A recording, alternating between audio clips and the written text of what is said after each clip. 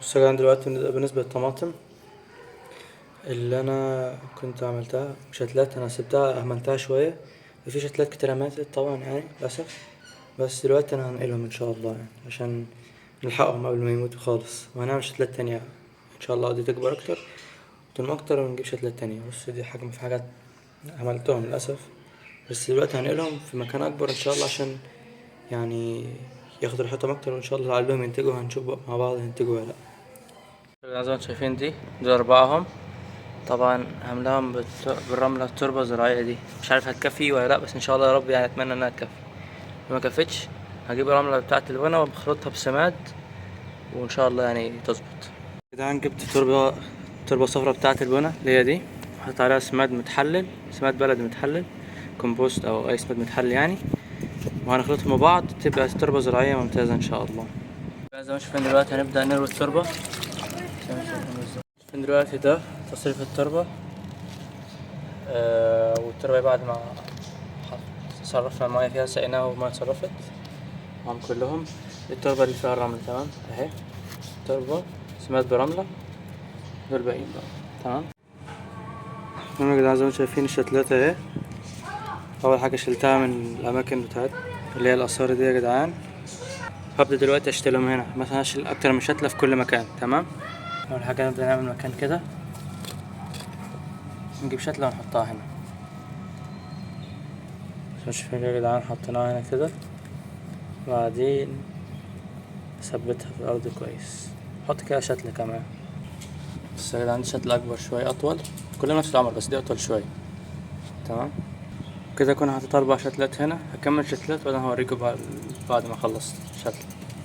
هنعملها يا جدعان إن احنا هنسقي بس الشتلات دي، نرويها كده رية خفيفة زي ما انتم شايفين كده يا جدعان، وبس كده يكون جهزنا الشتلات.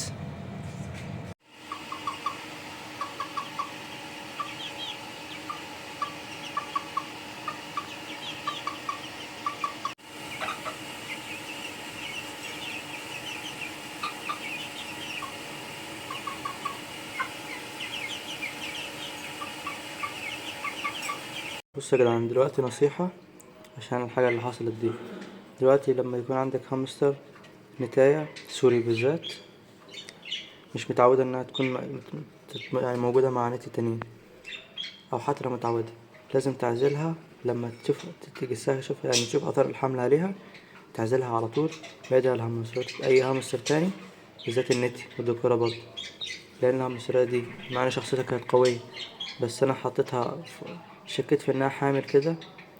آه، فحطيتها مع هامستر ذكر مع انتاي، اللي هو الذكر اللي حملت منه اصلا.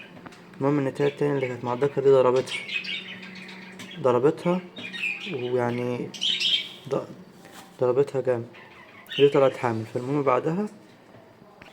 بعدها يعني جيت لقيت النهاردة الصبح شفت الهمس لقيتها حامل، فوقتها جاي عازلها، ولقيتها اصلا لما كانت هناك مع المسارات دي لقيتها معزولة في جنب لوحدها كده وحالتها غريبة. المهم جبتها النهاردة حطيتها لوحدها هنا، او امبارح الصبح جيت لقيتها تقريبا والدة وطلع في الروح في نفس الوقت نايمة كده. فرجعت رحت المدرسة، رجعت لقيتها ميتة. والأجنة بتاعتها يعني غالبا إجهاض، يعني كان بقالهم يومين ولا حاجة و... أو يوم كده أو يومين ويطلعوا يعني يتولدوا، بس ده حصل إجهاض يعني في الغالب. فالحمد لله كل حال. بس أنا قلت الفيديو ده عشان يعني ما تحطوش أي هامستر حتى لو شخصيته كانت قوية أو قوي نتاية، ما تحطهاش وهي قريبة من الحمل مع نتي تانيين عشان هتتضرب. دي النتيجة، هتعيا أو هتعمل إجهاض وتموت في الآخر. فالحمد لله كل حال. بس كده دلوقتي يا جدعان طبعا أنا لسه جايب الشعير والعلف بتاع الحمام حالا، وهنخلطهم مع بعض سوا تمام. يلا بينا. زي ما دايما بنعاير هنعاير بده. هنحط بقى لكل واحدة علف هنحط قصادها 3 أو 4 شعير تمام. زي ما شايفين عندي الشعير اهو من جوه، وهنا العلف بتاع الحمام. نحط ده هنا كده.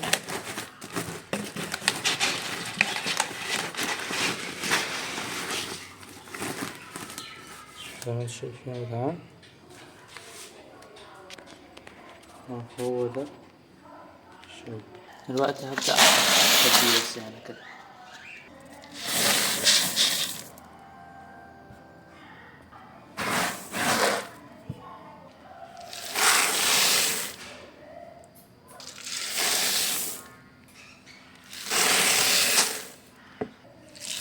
دي يا جدعان كده أكون حطيت دلوقتي 18 واحدة، 18 علبة شعير يا جدعان. الكمية دي عبارة عن 18 علبة من دي بتاعة شعير، شايفين ما شاء الله.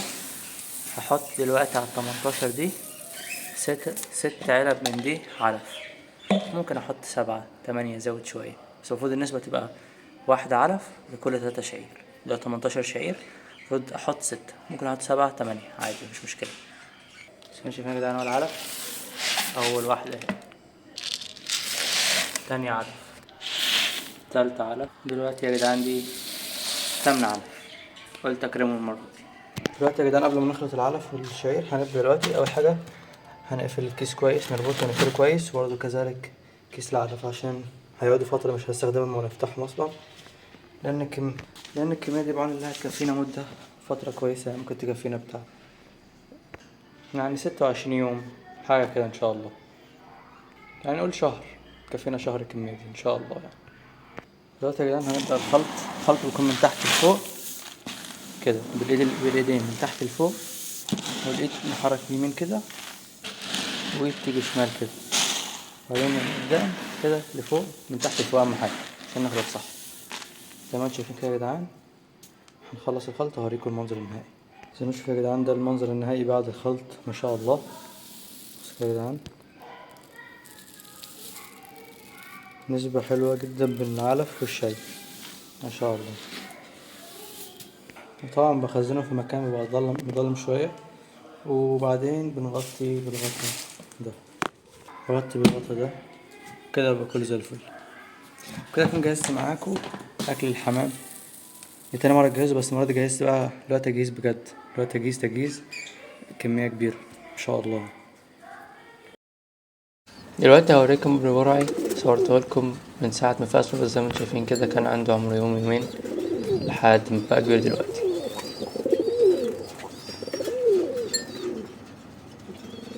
ده لما كان عمره اسبوع بالظبط، دلوقتي عمره اسبوع. ده كان عمره 15 يوم ان شاء الله. زي ما انتم شايفين ده بيصير يشتبن اكتر، والالوان ورش يبان اكتر، والوان الريش تبان اكتر. عمره هنا كان 18 يوم 19 يوم تقريبا. في السن ده انا بلبسه الدبلة بتاعته، متأخر شوية بس لبستها له يعني. زي ما شايفين دلوقتي لابس الدبلة بتاعته. عمره هنا كان تقريبا 23 يوم 24 يوم كده.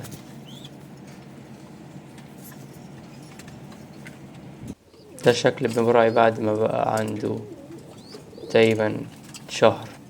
ده شكله دلوقتي بعد ما فطمته، بقى شكله ما شاء الله زي ما شايفين كده.